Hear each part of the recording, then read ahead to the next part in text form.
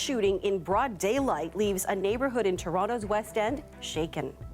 It's really scary because, we live around here, we have kids, and we could be sitting out there and, so it's really scary. It's really scary.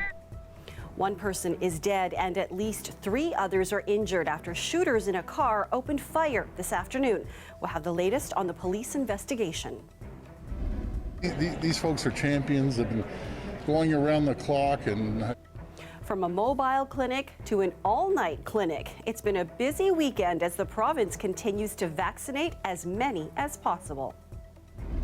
I want people to know that India does need help. We'll tell you about a local organization that is sending much-needed relief as India continues to grapple with the brutal second wave of COVID-19. This is CBC Late Night News.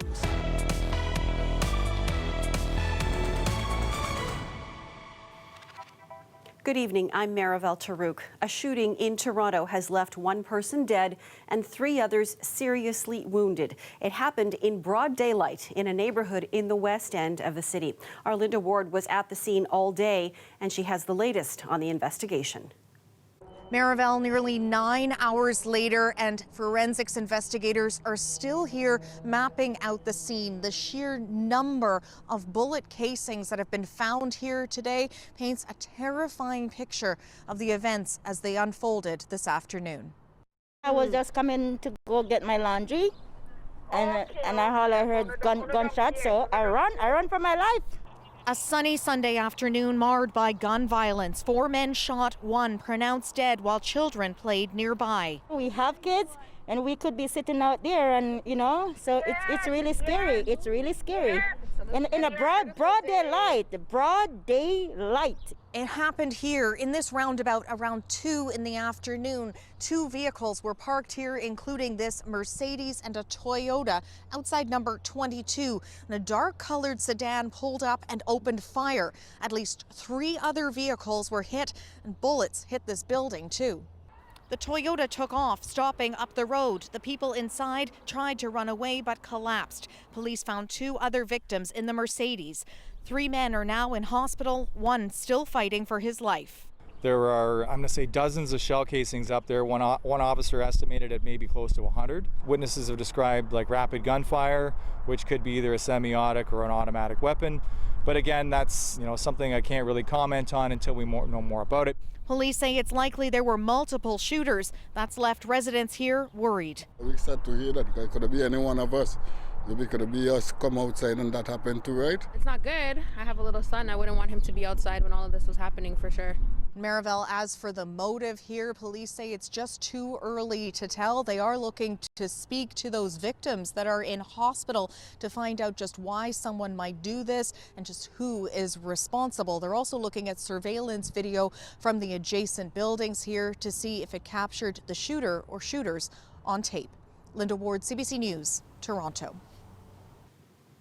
Toronto is sprinting through vaccinations this weekend at Thorncliffe Park Community Hub, Ontario's largest ever vaccine clinic. They surpassed their goal of 10,000 vaccines in arms in one day. Here's what some people waiting for their shot had to say. I'm just gonna feel more relaxed. I guess where I live is not one of the priority postal codes, so when I heard that they were opening up, I definitely wanted to come. Now, they just closed that clinic minutes ago, and their final count of vaccinations is 10,450. Almost 50 vaccination clinics were operating throughout the weekend in Toronto, accepting appointments and drop-ins for all those eligible under provincial guidelines. These folks are champions. They've been going around the clock, and I think the target is 7,000. 7,000.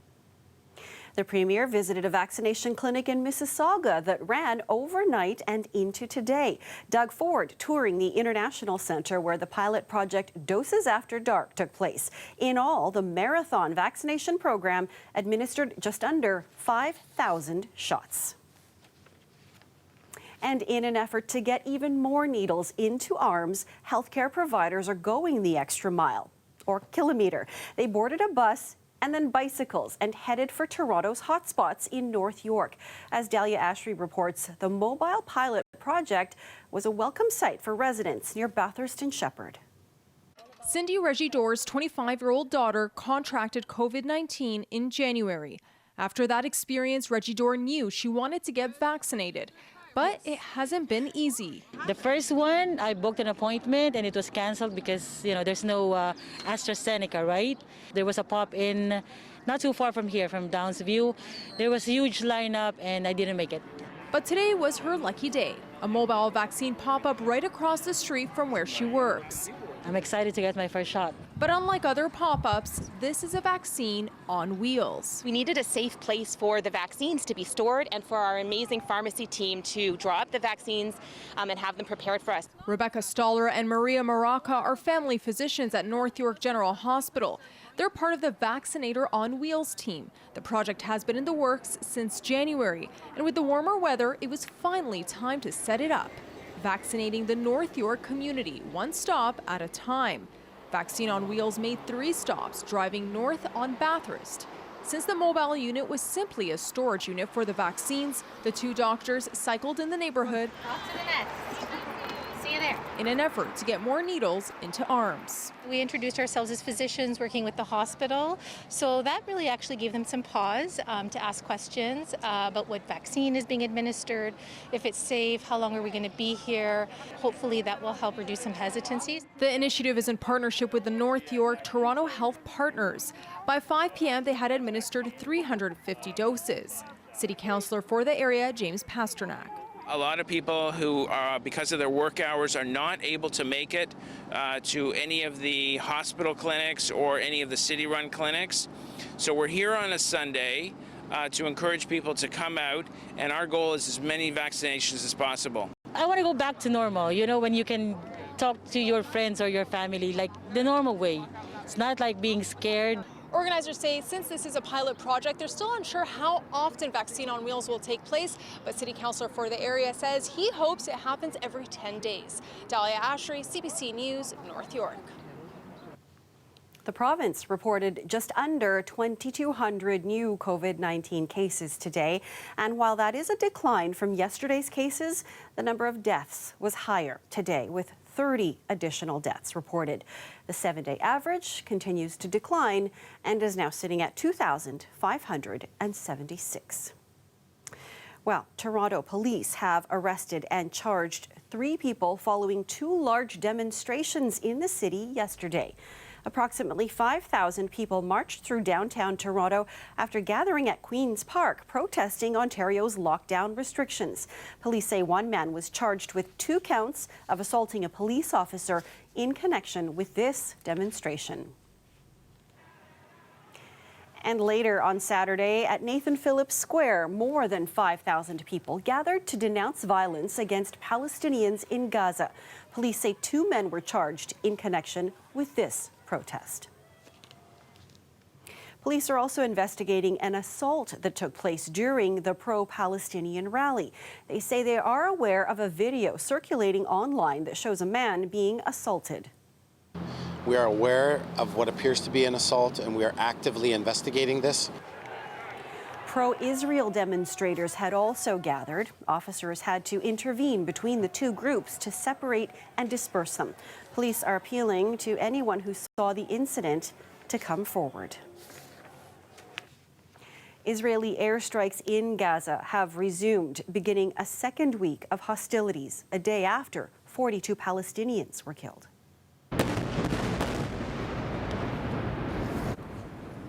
Palestinian officials say some of the strikes last night hit people's homes. They say 8 of the dead were children.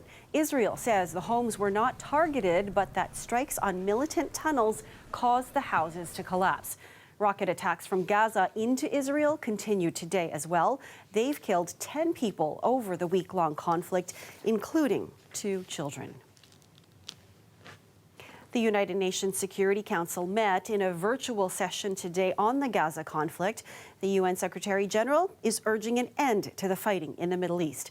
CBC's Katie Simpson takes us through the growing calls for a ceasefire. In the first public meeting of the UN Security Council since the escalation of violence, the Secretary General called the hostilities appalling, demanding an immediate ceasefire. This latest round of violence only perpetuates the cycles of death, destruction and despair, and pushes farther to the horizon any hopes of coexistence and peace. Fighting must stop. Members widely condemned the loss of civilian life after listening to the top representatives of both sides, who took aim at long-standing grievances, as is often the case with these meetings. The Palestinians spoke first. Israel is the armed thief who has entered our house and is terrorizing our family. The Israelis followed. Hamas targets civilians. Israel targets terrorists. With pressure mounting, the U.S. offered to help reach a truce. The United States has made clear that we are prepared to lend our support and good offices should the parties seek a ceasefire.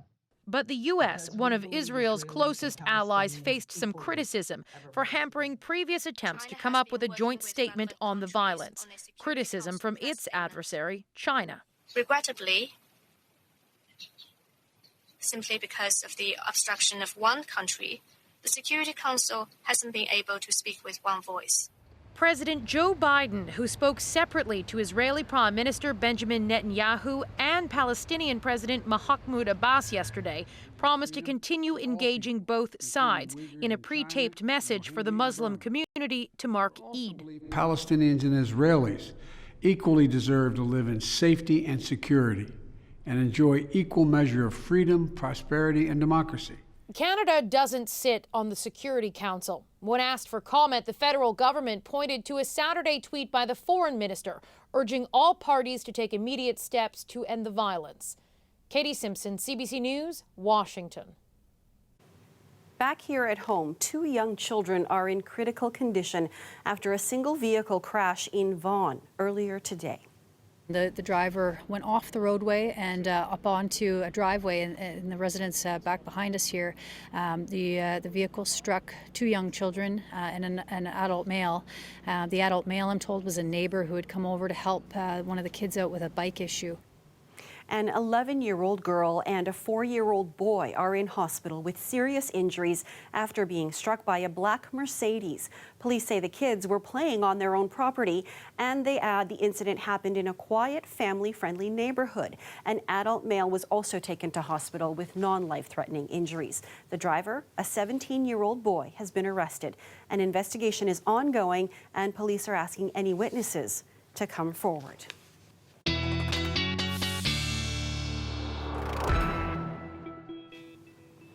That is, of course, Niagara Falls. 14 degrees there right now.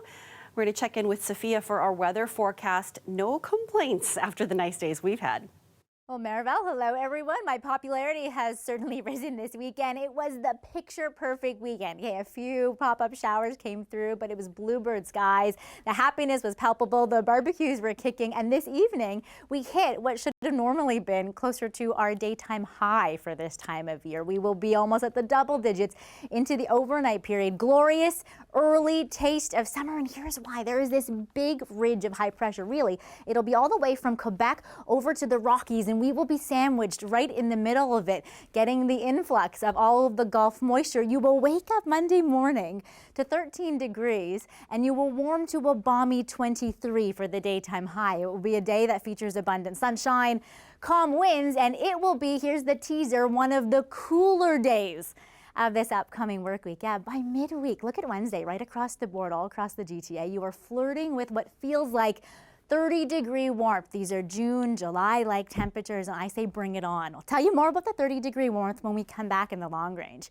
But a little bit of good news for all of you gardeners out there. We have pretty much also already surpassed the last average date for the spring frost around the GTA. So fingers crossed for all of those that want to get planting. Maribel. Fingers crossed indeed. Thanks, Sophia. Summer camps for kids are opening up this year. The Premier making the announcement earlier today. One thing about the summer camps, July 3rd is usually the time they open. They're opening up this year because of the great work that these people are doing. Earlier this week, a group of 1,500 Ontario pediatricians wrote a letter asking children's camps be allowed to reopen. Not all healthcare workers agree, though. Some say vaccination rates are just one metric, and opening up too early could lead to a possible fourth wave. And kids aren't the only ones excited to spend time outdoors this summer. Some private campgrounds can now accommodate campers in Northern Ontario. We have been working with our owners for months to get them prepared to safely open up their campgrounds for their campers. The Camping in Ontario Association says they've worked with members to make sure COVID protocols are in place. They're hoping after June 2nd, they can accommodate more campers. Campgrounds are only accessible, though, to campers who have a seasonal contract. It's desperately in need. It just makes me feel hopeful. In India today, deaths hit 4,000 for the fourth time in a week. Here at home, fundraising efforts ramp up to help. That story coming up next.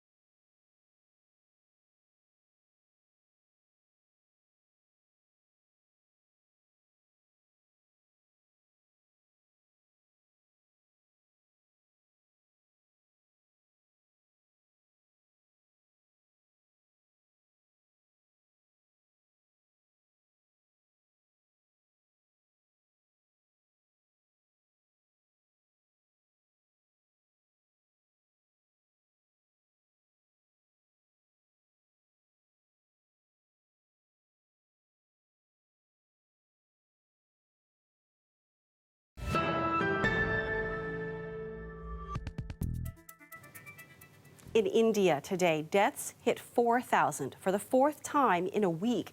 And here at home, there are growing efforts to raise money to provide critical support to the country. As Jessica Chung explains, those who've lost family members overseas are thankful for the help. She was the most loving and nurturing person in my life. Kriti Sehgal's 83-year-old grandmother contracted COVID-19 earlier this month. 5 days later, she died. I wish we were there near her when all of this was happening. Just the thought of, her not being here and not being able to see her just feels like really heartbreaking. Sehgal's grandmother is one of the millions who lost their lives in India during a horrifying second wave of COVID-19. Just today, the country reported over 4,000 deaths for the fourth day this week, as the total number of infections breached the 24 million mark, inundating the country's healthcare system. Residents go from hospital to hospital looking for a bed for their loved ones. People plead for life-saving supplies like oxygen and antiviral drugs. Many regions are upping restrictions as the virus spreads to rural villages. We want people to know that India does need help. Those here at home are mobilizing. The Indo-Canada Chamber of Commerce held a nationwide fundraiser called Oxygen for India, a 4-hour virtual campaign collecting donations over the phone and online.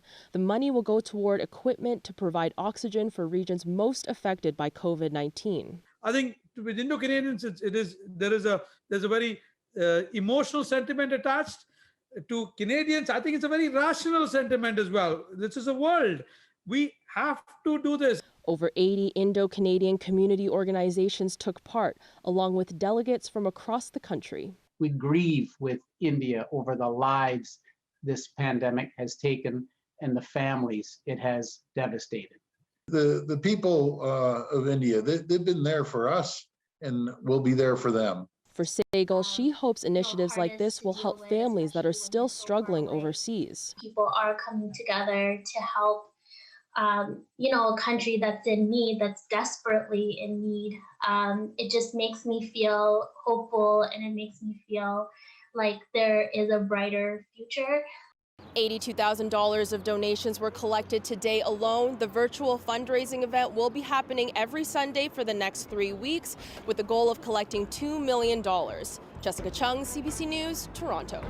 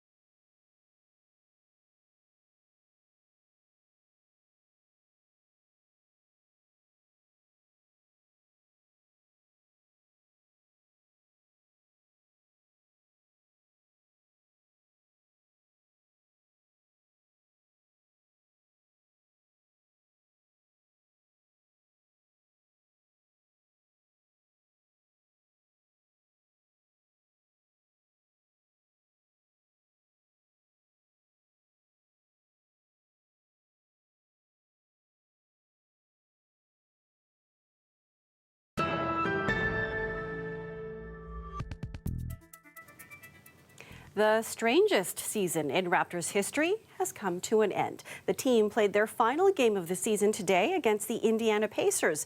They lost 125-113 and will miss the playoffs for the first time in 8 years. Raptors star Fred VanVleet shared his thoughts on the tough go they had in Tampa. Adversity brings you closer to, the people that you're in it with, or it should at least. And I think that this year definitely I grew with a lot of the guys and just with the team. And I think going forward, this will be a good moment to look back on because, again, we were at the highest of the heights not that long ago, and here we are pretty low. So we got to pick ourselves back up again and start climbing.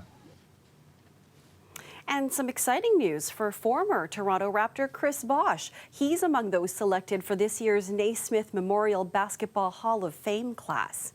The 11-time NBA All-Star spent the first 7 seasons of his 13-year career representing Toronto. He helped lead the franchise to its first Atlantic Division title in 2006. He will become the 3rd member of the team to be inducted.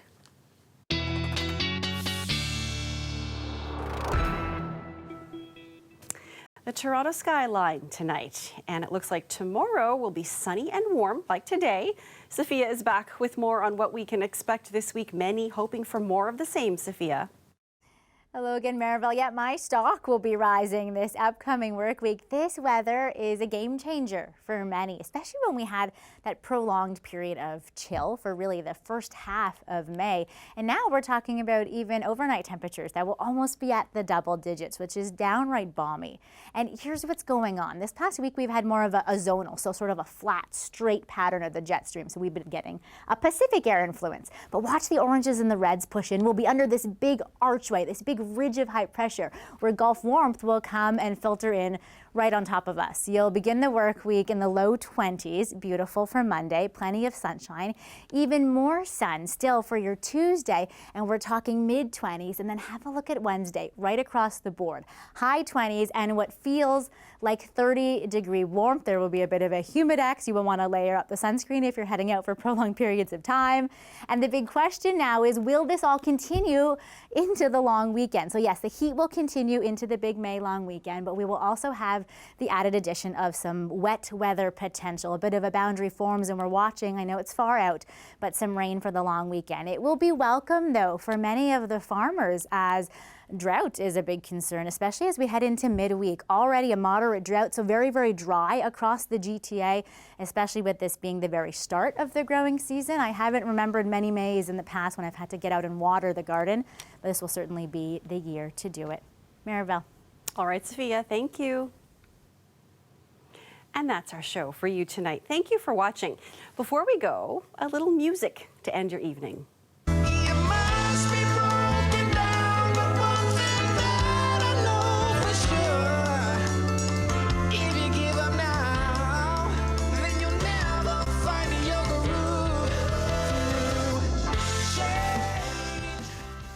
That's a taste of the Lionels. The 4-piece rock and soul band based in Ottawa are just one of the many artists featured virtually at this year's Canadian Music Week, which kicks off this Tuesday. As we go, here is more of Keep On Moving by the Lionels. Take care. Stay safe, everyone. Good night.